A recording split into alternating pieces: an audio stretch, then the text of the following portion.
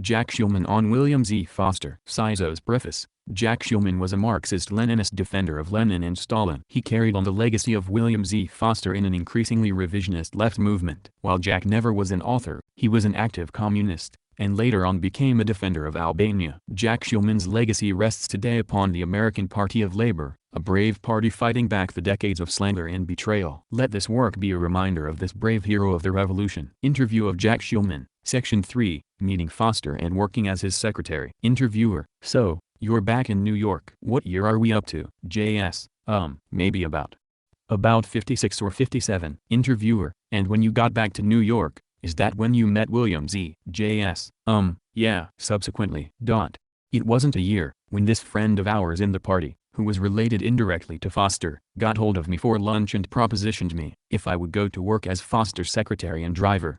Interviewer: Was he head of the party at this time? JS: Who? Interviewer: Foster. JS: Nominally, yes, but it is questionable how much authority he had in the party. Actually, revisionism was very strong. He advised against the party leaders going underground. They didn't listen to him. The Russians were making deep inroads into the party and winning over one after another to the Khrushchev line. Interviewer: Where were you? Were you in the South when the speech was made by Khrushchev attacking Stalin?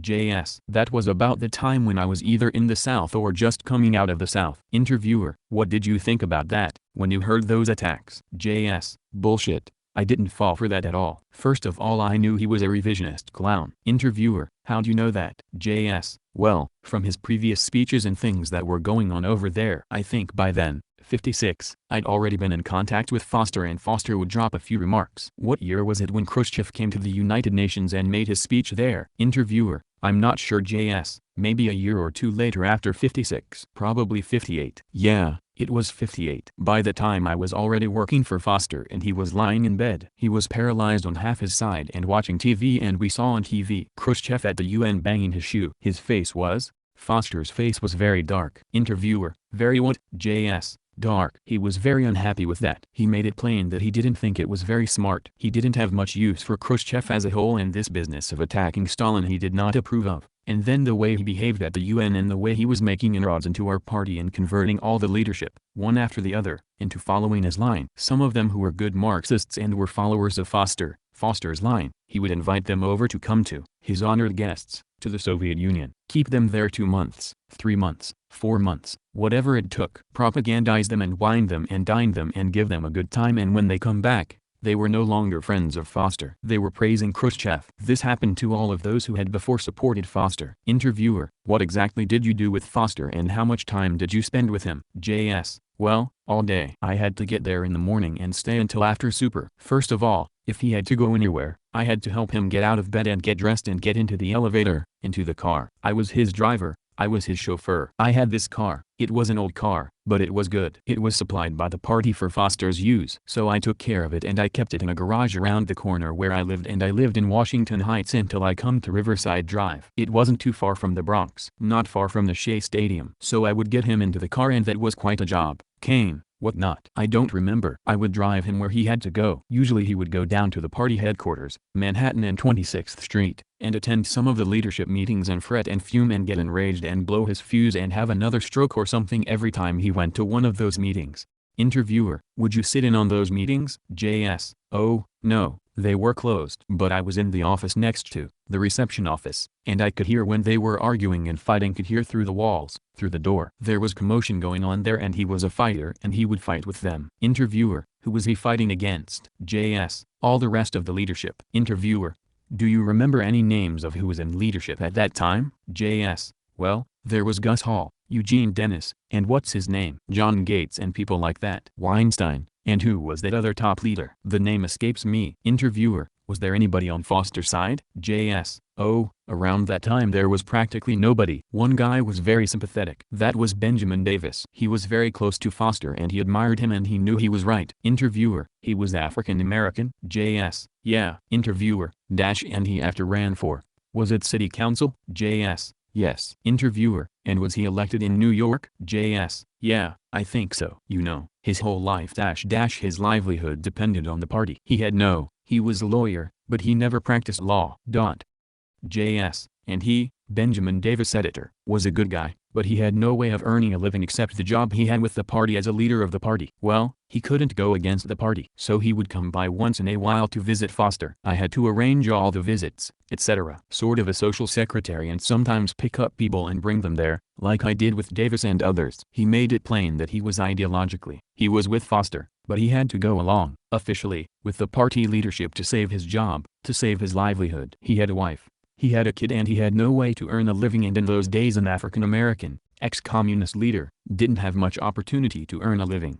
Interviewer: do you remember what the issues were that they were fighting about? JS: I don't remember the exact stuff, but it was the usual questions of legality, working within the bourgeois system, whether revolution had to take place as a violent revolution, whether socialism could be achieved peacefully, and issues like that. And Benjamin Davis certainly had the right instinct and supported Foster, but he couldn't do it publicly. He died shortly after that, maybe 5, 6, 7 years later of cancer. Ruth went up to visit him in his hospital just a few days before he died. They were alone, and he sort of apologized to her for what he had done and how he had behaved. Interviewer: in terms of what? JS: in terms of his taking positions against Foster and with the revisionists, and he practically asked for forgiveness for what he had done. That was that. That was about the only sympathy he got, Foster got, out of those leadership meetings, and it didn't amount to very much, and he would get it from away. You know, the man, who had 2 strokes before, 3 heart attacks. It's surprising that he was able to survive. I would get him back home, get him up the elevator with great difficulty. It was hard for him to walk, one side was paralyzed practically. I remember once he would ask me all sorts of, find certain books for him. In his shelves he had a good selection of history books that he would do a lot of reading while he was lying in bed and trying to write articles, and he would, fairly good articles, sent them in, but they never printed them, or else they doctored them up so they ruined the meaning. He would ask me to go to the library and get some books for him because he was always working, always studying, even when he was sick, an invalid in bed.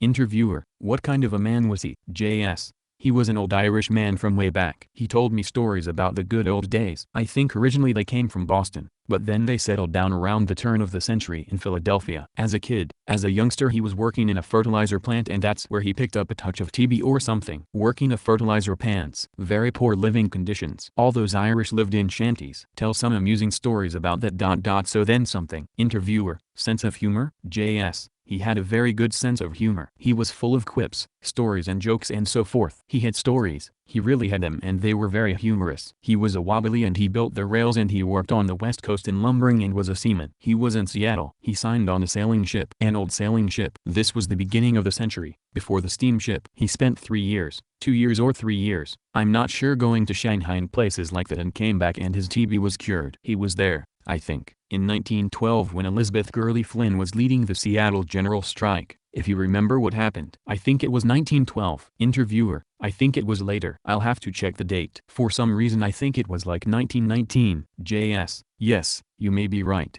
1919. So he had worked with Elizabeth Gurley Flynn. She was one of the party leaders, too, that he was fighting with afterward. Interviewer: wasn't the Great Steel Strike in 1919? Maybe the Seattle General Strike was 1918 and then the Steel Strike was. I'll have to look that up. JS: you're probably right.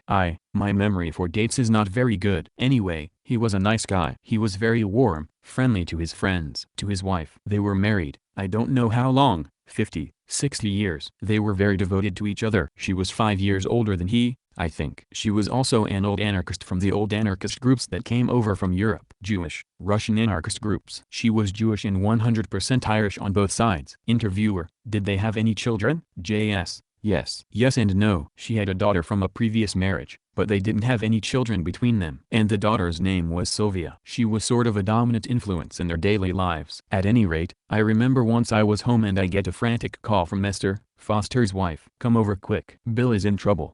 So I run, get dressed and go get the car and drive over there, and I find Bill Foster lying on a pillow in the hall and trying to get up. It turns out that he was rash and he got out of bed himself, and he was trying to go to the bathroom or something like that and lost his balance, because he was only on one leg, and fell down on the floor and he couldn't get up. So he called me. So I had to go over there and with Esther's help, to get him up. He was a big guy, tall and heavy, and we got him up and back in the bed. There were little incidents like that. He was a very interesting guy, very intelligent, very smart, although I don't think he ever finished grade school. He was studying, reading history books, the original manuscripts and whatnot. Interviewer: did he ever speak to you about his concerns about what was happening to the party and where it was going and what was happening in the Soviet Union? JS: no, He didn't speak to me directly about it. I mean, he made remarks about what he was saying to the other leaders, what he was writing, and I helped him write. He would dictate to me and I would type as he was dictating. So I was sort of a secretary and I would get the drift of what he was thinking from that. But the party leadership didn't accept those things. But he wrote them anyway and I delivered them. I'd drive over to the office to deliver those letters. After a while I could see that whenever I went into party headquarters they'd call out the guards and they'd look at me with suspicion like an enemy agent.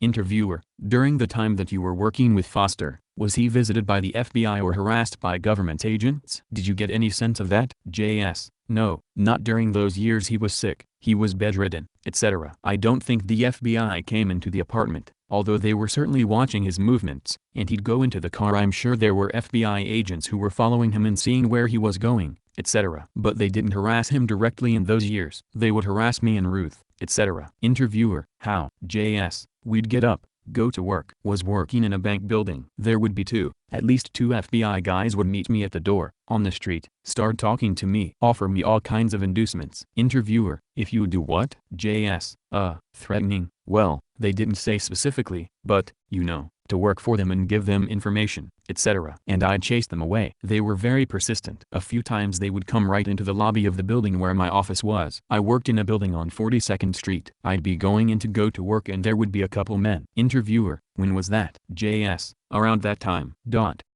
JS: once I went to work for Bill Foster I disappeared as far as my brother was concerned, because I couldn't publicize that, either, even in my own family. So I just disappeared again. That's about 3 times. I was working for my brother, I would disappear without a word. He didn't know where I was or anything, and he just forgot about it. And then later on, a year or 2 years, 3 years later, I would show up and ask him for a job and he would give me a job back without asking any questions. That was convenient. Interviewer: I was going to say JS, that was very helpful. Without that we would have been much worse off. Interviewer: so how long did you continue working with Bill Foster? JS: it was, I think, 3 years. And he was getting physically in pretty bad shape. His leg was beginning to get infected. There was speculation what to do about that leg. And he thought, he had an idea. It would be a good idea for him to go to Russia and have Russian doctors treat him, because he still had a lot of confidence in Russia and Russian doctors, and he wanted to get over there to talk and argue with Khrushchev and the other leaders and try to convince them that their line was wrong, that their line was revisionist. He thought. He went to Moscow several times in the past when he had arguments with other leaders in the party. Way back in the 20s and 29 and 30. I forget the names of these people, and the party leadership would be split, and then he would go to Moscow and lay it all out before Stalin and the other Russian party leaders, and they would have a kind of a trial on the issues. And each time his side won. And that's how he maintained leadership from the 20s, 1920, 21. Up until that time there were at least twice that I remember, cases where they were threatening to throw him out of the leadership and revisionist forces were practically taking over the leadership. He beat them by going to Russia, and at that time Stalin was there and they listened to both sides and they ruled in favor of Foster's position. So he had to run into a memory, and he thought it could work again that way, that he would go over there and lay out the issues before the leadership and discuss them and thrash it out, and then they would probably change their minds. But he was dead wrong. He didn't realize how bad it was until he got there. Meanwhile, when he got there, before he left, he had a big struggle with lawyers and the courts to restore his passport. He was practically held prisoner legally. He couldn't leave the country. He wanted to go to Moscow for treatment and they wouldn't allow it. And he asked to go to Czechoslovakia and they wouldn't allow him. Then he asked to go to China and they wouldn't allow him. Something later was going on in the courts and with the revisionist lawyers, and they managed to get a favorable judgment somehow that allowed Foster to go to Moscow for medical treatment. I was still working for him as a secretary. But the party set down some conditions before they would let him come. One of the conditions was they had to get rid of me. Interviewer: is this the American party? JS: no,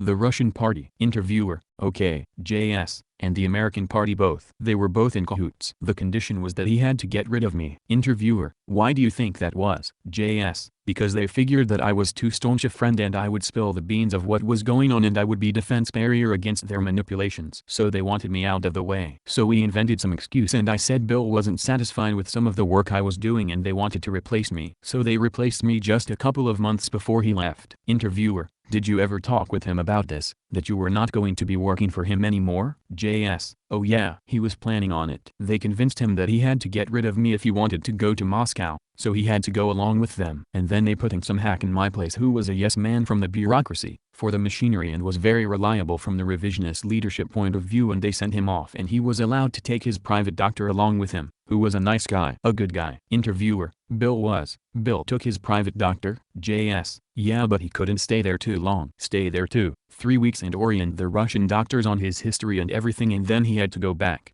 home to work. I think that Foster's wife went along and also her daughter. Before long, Foster began to realize that he was a prisoner there. He couldn't get out. It was one of these fancy hospitals where leaders and others were prisoners and whatnot. Surrounded by this big area, surrounded by a wall and fence and guards and whatnot. Nobody could get in and nobody could get out. So things went bad. He began to distrust the doctors, and didn't trust them anymore. He knew a lot of good guys who were eliminated with the help of some doctors. So he refused to take his medicine. Interviewer: how did you know about this? JS: oh, I heard it later on from the doctor, from other people. He refused to take his medicine. The doctor, his home doctor, was already home and his leg was getting bad, getting gangrenous. They put in an emergency call and told his doctor in the Bronx to come back and his wife also to come back, and before we knew it, they had amputated his leg. Before that he was begging the doctor to get him out of there and get him back home, get him anywhere, get him to China, but get him out of there. Doctor said, how can I do it? You can't leave this place without an official permit or pass or something, and there's a wall, there are gates.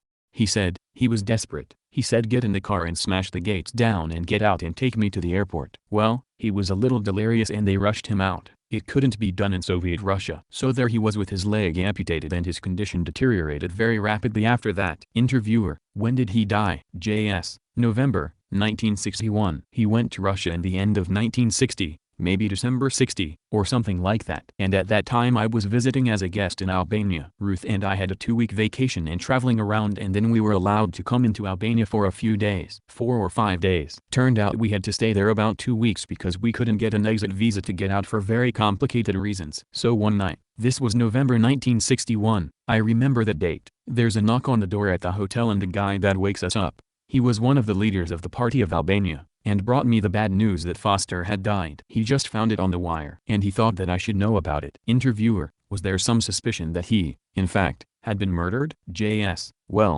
of course, but not automatically and not instantaneously, but over a period of time, through the doctor's ministrations and his arguments with leadership. They wore him down. End of audiobook. In solidarity, comrades.